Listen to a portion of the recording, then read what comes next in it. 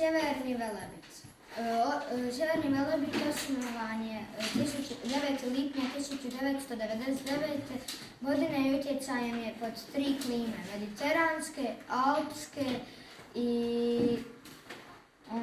i kontinentalne. Ovo su mjesta u nacionalnom parku Sjeverni Velebit. Lukina jama Trojama zove se Trojama zato što ima 3 ulaza u jamu. Sirovača, botanički vrt, alam i to je to. Životinjski i biljni svijet Sjevernog Velebita. Na Sjevernom Velebitu nalazi se jako puno raznovrsnih šuma, zato tamo živi puno vrsta životinja. Ptica, kukaca i gmozova, ali nema puno vodozemaca. Na njemu živi puno zaštićenih životinja. Biljke su planinski stolisnik, kica i belopaknjac, zimzelena medvjedka, Hajnaldova nevesika, Valdštajnov zvončić, hrvatska bušaka i rovnovest. Sicavci su smeđi medvjed, sivi vuk, euroazijski ris, srna, jelen, divokoza, zec, divlja svinja, šišmi, smeđi medvjed, smeđi dogušan, rofla, krtica i razni glodavci. Ima jako puno šuma, na primjer hrast, medunac, bijeli grab, crni grab, bukava šuma s jesenskom šašikom, crni bor i dunjarica, dinarsko bukovo jelove šume, brdska bukova šuma, predplaninska bukova šuma s gorskim javorom, jelova šuma s milovom, ilirska bukova šuma s mrtvom koprivom. Ptice su tecija gluhan, gorski zviždan, škanjac, mali čuk, planinski čuk, sova ušara, jastrebača, djetić, žutokljuna galica, suri oral. I to je to. Ovo je položaj nacionalnog parka Sjeverni Velebit i njegova površina je 109 km2 i najbliži grad je Senj. Nacionalni park risa. Obični ris ili euroazijski ris je najveća mačka u Europi pa i na hrvatskom tlu. To je vrsta iz roda risova unutar porodice mačaka. Dužina tijela im je oko 1,30 cm uz dodatak repa od 11 cm do 25 cm. A u ramenima su visoki oko 65 cm. U srednjoj Europi, ovisno o području gdje žive, prosječno su teški oko 20 do 26 kg. Krajnje vrijednosti su 12 do 37 kg. Ženke su prosječnom težinom od 17 do 20 kg. Krajnosti su 20 do 29 kg. Osjetno lakše od mužjaka. Zajedno sa svim vrstama risova su šiljaste uši i čuperkom ulake na vrhu i kratak rep. Mnoge zaštićene životinje žive u ovom parku sigurnije od vanjskih utjecaja. Uz risa najpoznatije su vuk i smeđi medvjed, kojeg se može vidjeti na svim područjima parka. U parku stane i preko 100 vrsta ptica i 10 vrsta gmozova. Risnjak spada u planine Dinarskog gorja. Pod Risnjakom izvire rijeka Kupa, jedna od najčišćih rijeka u Republici Hrvatskoj. Nacionalni park Risnjak utemeljen je 15. rujna 1953. Planinski masiv Risnjak sastoji se od više planinskih vrhova i spada u najljepše hrvatske planine. Planina je dobila ime po risu. Planina Risnjak je visoka 1528 metara. Hvala na pažnji. Nacionalni park Plitvička jezera. Danas ćemo prezentirati Nacionalni park od Plitvičkim jezerima. Nacionalni park Plitvička jezera je najstariji i najveći hrvatski nacionalni park. 8.4.1949. godine je proglašen nacionalnim parkom. 1979. godine je pod UNESCO-vim popisom. UNESCO je organizacija koja promovira obrazovanje, kulturu i znanost. 1861. godine je počeo turizam na Plitvičkim jezerima. Sagradila se carska kuća koja je imala samo 3 sobe. 30 godina poslije posjetilo je 1000 ljudi. Nakon toga se sagradio prvi hotel koji ima 28 soba. Dolazilo je sve više ljudi pa je bilo više soba.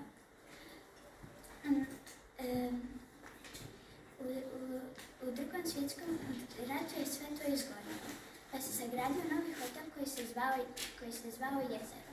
I imao je lički restoran sa tradicionalnim jedom.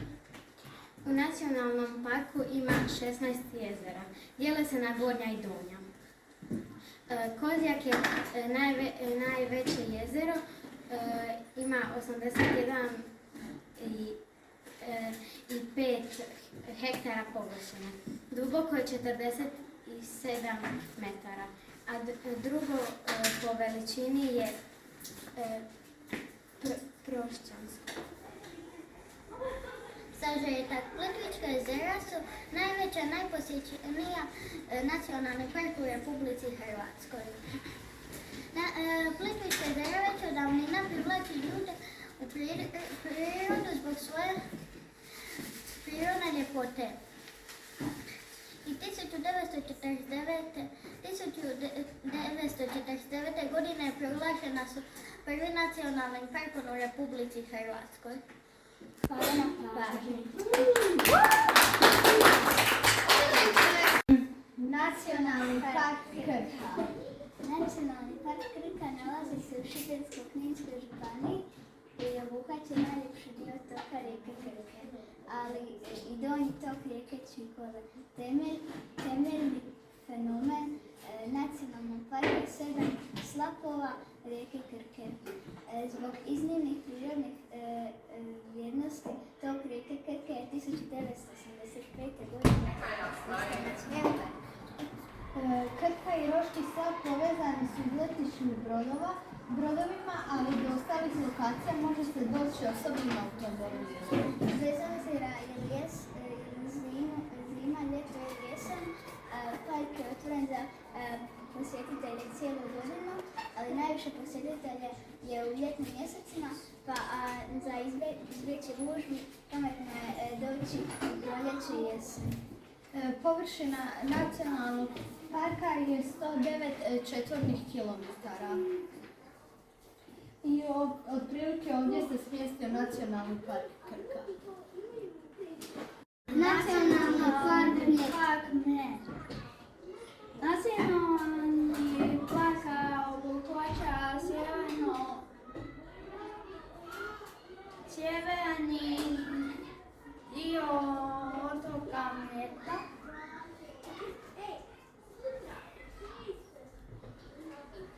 Zapadni dio otoka 1960. godine. Proglašen nacionalnim parkom Mljet Veliko je malo jezero. Otočića je Sveta Maja u velikom jezeru na kojem je samostan. Pokaži nam gdje je to. Na karti, dole. Na... Dole ovdje.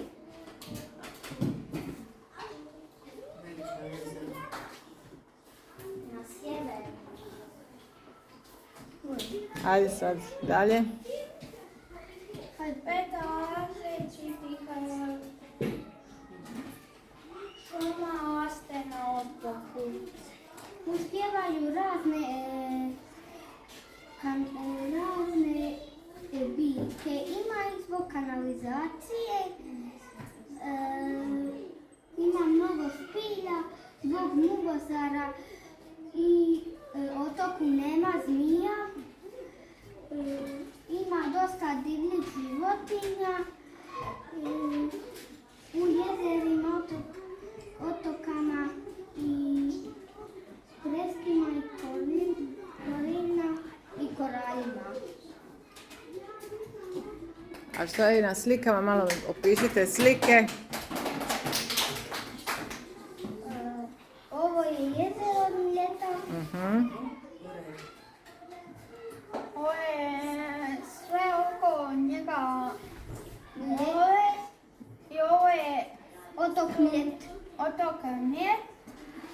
Nacionalni park Mazletica prostire se na obroncima Južnog Velebita, obuhvaća veliku i malu paklenicu.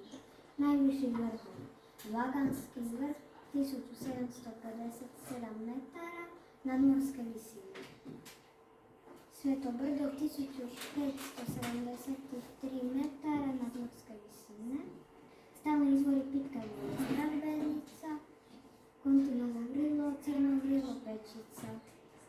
Životinje: leptiri, lastin rej, zmije, poskok, bijelica, šara poljarica i planinski žutokrug. Ptice: divlji golub, sivi sokol i orao. Proglašen nacionalnim parkom 19. listopada 1949.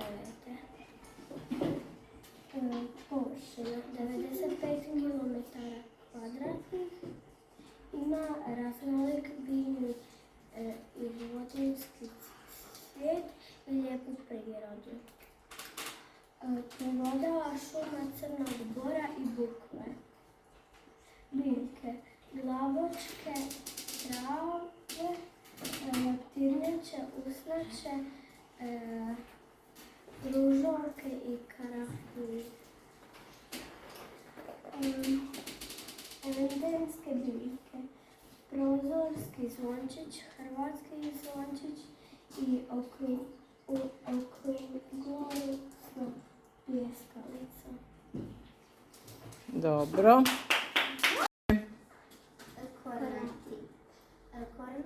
Kornati je najveći otok u otočju Kornati u Jadranskom moru. Otok je dug 25,2 km, a širok je do 2,5 km. Broj stanovnika je 7. Ovo je jedan od Kornata. Hvala na pažnji.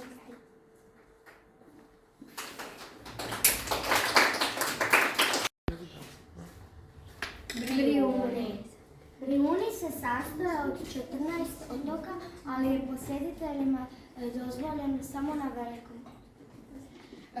Na Brijunima ima i jedan nacionalni park u kojem ima dosta životinja i čak je jednom bio i slon u tom nacionalnom parku. Razlikuje se po činjenici da je gotovo u potpunosti kulturno Da je u potpunosti da ima puno ima. da je lijep i da se obrađuje zemlja i da ima puno poljoprivrednika. Brijuni su jedni od najljepših i najpoznatijih hrvatskih otoka.